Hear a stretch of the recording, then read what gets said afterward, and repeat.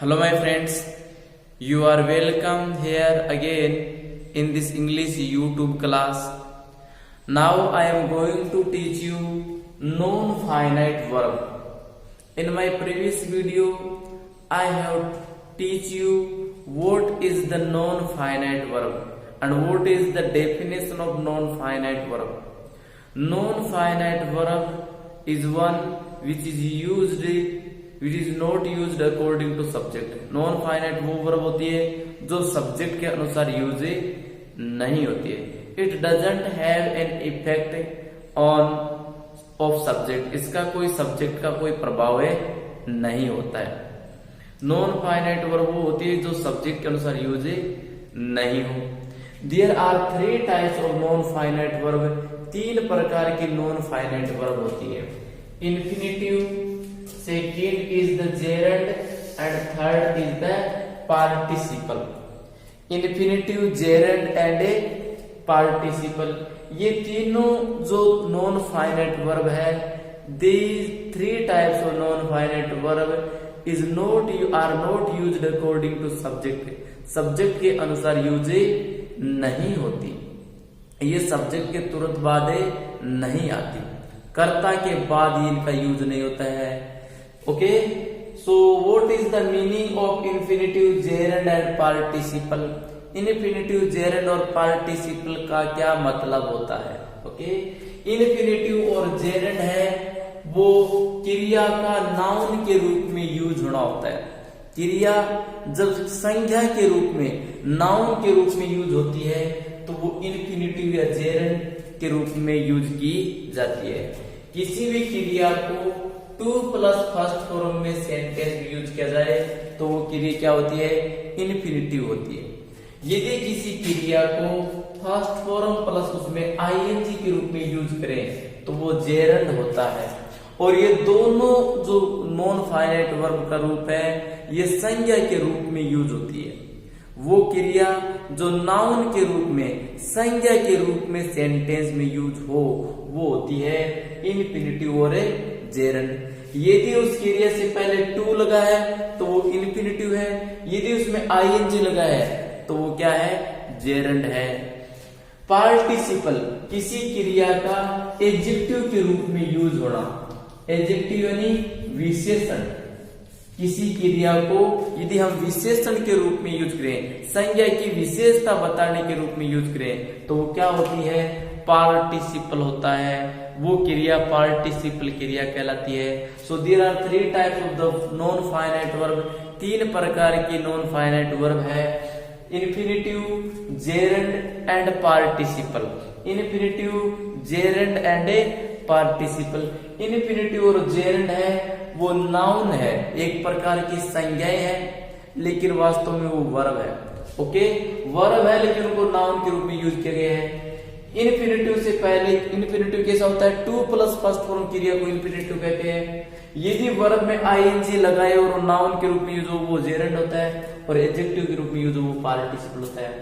So here are examples to make you understand about the non finite verb. Non finite verb को समझाने के लिए यहाँ उदाहरण बता रहा हूं. देखो, हियर आर एग्जांपल्स.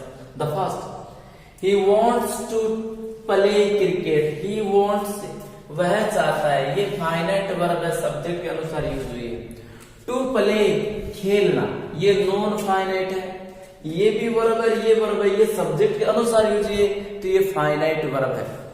और ये नॉन फाइनाइट वर्ब है खेलना, क्योंकि इस पर सब्जेक्ट का कोई प्रभाव नहीं. सब्जेक्ट चाहे बदल जाओ ये बदलेगी नहीं. तो कहने का मतलब he wants to play hockey, वह हॉकी खेलना चाहता है. ये जो प्ले है वो नॉन फाइनाइट वर्ब है और इसमें पहले क्या लगा है? 2 प्लस फर्स्ट फॉर्म है तो ये क्या हो गई? Infinitive. Okay, 2 plus first form verb use हो वो क्या होती है? Infinitive. he wants to play hockey, वह हॉकी खेलना चाहता है. दे लाइक डांसिंग, दे में से वे लाइक पसंद करते हैं. पसंद करना ये फाइनाइट वर्ब है, सब्जेक्ट के अनुसार यूज हुई है. Dancing is the non finite verb. ये नॉन फाइनाइट वर्ब है, नाचना. वे नाचना पसंद करते हैं. ये नॉन फाइनाइट वर्ब है। दे लाइक डांसिंग, वे नाचना पसंद करते हैं। अब इसमें जो डांसिंग है वो फर्स्ट फॉर्म आईएनजी है, तो ये क्या हो गया, जेरंड। यदि क्रिया को फर्स्ट फॉर्म और उससे आईएनजी के रूप में लिख दें तो वो क्या होती है, वो जेरंड होता है। अच्छा, इसको हम इन्फिनिटिव के रूप में भी लिख सकते हैं, कोई अंतर नहीं है, ऐसा भी लिख सकते हैं, to dance. They like to dance, उन्हें डांस करना पसंद है। दे लाइक डांसिंग, उन्हें नाचना पसंद है। दोनों का मीनिंग एक ही है। डांसिंग कर दिया इसका मतलब ये जेरंड है, टू डांस कर दिया तो इसका मतलब ये इन्फिनिटिव है। ऊपर देखो, he wants to play hockey, he wants playing hockey, ऐसा भी संभव है। Okay, so to plus first form और फर्स्ट फॉर्म आईएनजी, दोनों में कोई अंतर नहीं है, दोनों का मीनिंग एक ही है। लेकिन फर्स्ट फॉर्म आईएनजी यूज होगी तो ये जेरंड है, to plus first form use होगी तो ये इन्फिनिटिव है। Okay, I like dancing, I like to dance. I like to dance का मतलब ऑन स्पेशल ओकेजन, विशेष अवसर पर नाचना पसंद करते हो तो होती है लाइक टू डांस। और यदि ऑलवेज हमेशा की तरह तो आई लाइक डांसिंग, मुझे नाचना पसंद है। I like to dance on marriage, मुझे शादी पर नाचना पसंद है।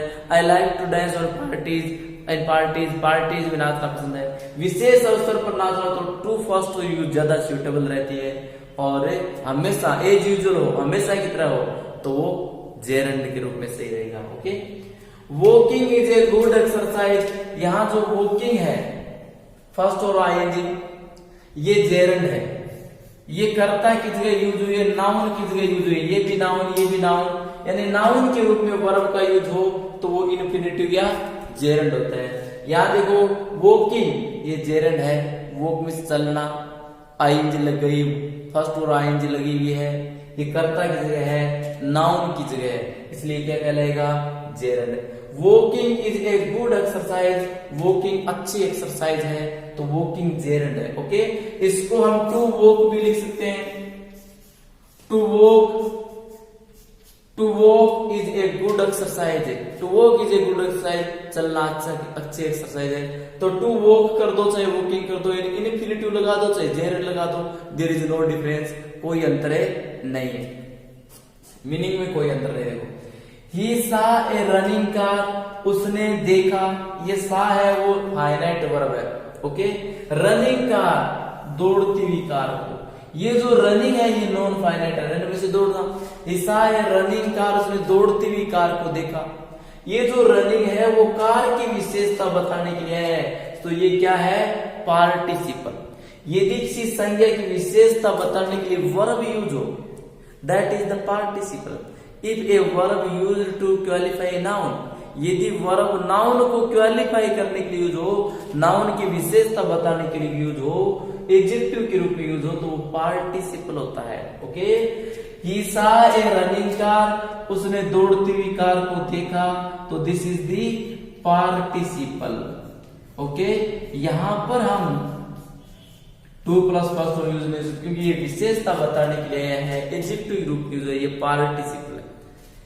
इन्फिनिटिव जेरंड को हम रिप्लेस कर सकते हैं, इन्फिनिटिव से जेरंड लगा दो, जेरंड से इन्फिनिटिव लगा दो, कोई डिफरेंस नहीं। लेकिन पार्टिसिपल की जगह हमें ये नहीं लगा सकते, पार्टिसिपल एडजेक्टिव है और ये दोनों नाउन होती है। ओके, ही सा ए रनिंग कार, उसने दौड़ती हुई कार को देखा, तो ये रनिंग कार, रनिंग है वो कार की विशेषता बता रहा है, तो ये पार्टिसिपल होगा। पार्टिसिपल भी तीन प्रकार का होता है, प्रेजेंट पार्टिसिपल, पास्ट पार्टिसिपल और perfect participle. This is the present participle. Okay, they took a fallen leaf, उन्होंने लिया, ये टुक है वर्ब है, वो फाइनाइट वर्ब है, कर्ता के अनुसार यूज हुई है। फॉलन लीफ, गिरी हुई पत्ती, ये फॉल वर्ब है, गिरना, इसको थर्ड फॉर्म में यूज किया गया है और ये विशेषता लीफ की, पत्ती की विशेषता बता रही है। तो फॉलन लीफ, गिरी हुई पत्ती, गिरी हुई पत्ती ये एक क्या है, पार्टिसिपल है। यदि किसी संज्ञा की विशेषता बताने के लिए वर्ब की थर्ड फॉर्म यूज की जाए, if a noun is qualified by the third form of a verb, that is the past participle, वो पास्ट पार्टिसिपल है। यदि किसी संज्ञा की विशेषता वर्ब की थर्ड फॉर्म बताए तो वो पास्ट पार्टिसिपल, वो पास्ट पार्टिसिपल होता है। Okay, so they took a fallen leaf, गिरी हुई पत्ती को उन्होंने लिया। हैविंग सीन, ये देखो ये किसी कर्ता के अनुसार यूज हुआ है। हैविंग सीन हिम, उसको देखने पर, देखने के बाद, ये परफेक्ट पार्टिसिपल है, having plus third form. Having scene, देखने के बाद, ये टर्न इन द स्ट्रीट, वह गली में मुड़ गया, देखने के बाद मुड़ गया। So this is the perfect participle, having plus third form perfect participle. So these are the non finite verb, ये नॉन फाइनाइट वर्ब है। यदि फर्स्ट फॉर्म आईएनजी के रूप में संज्ञा की जगह वर्ब यूज हो तो वो जेरंड होता है। संज्ञा की जगह यदि to plus first form use हो तो वो इन्फिनेटिव है। संज्ञा की विशेषता बताने के लिए वर्ब यूज हो, चाहे वो प्रेजेंट पार्टिसिपल, चाहे पास्ट पार्टिसिपल, चाहे परफेक्ट पार्टिसिपल, संज्ञा की विशेषता बताएं तो प्रेजेंट पार्टिसिपल फर्स्ट फॉर्म में आईएनजी, परफेक्ट पार्टिसिपल यानी पास्ट पार्टिसिपल में थर्ड फॉर्म, और परफेक्ट पार्टिसिपल में से हैविंग प्लस थर्ड फॉर्म।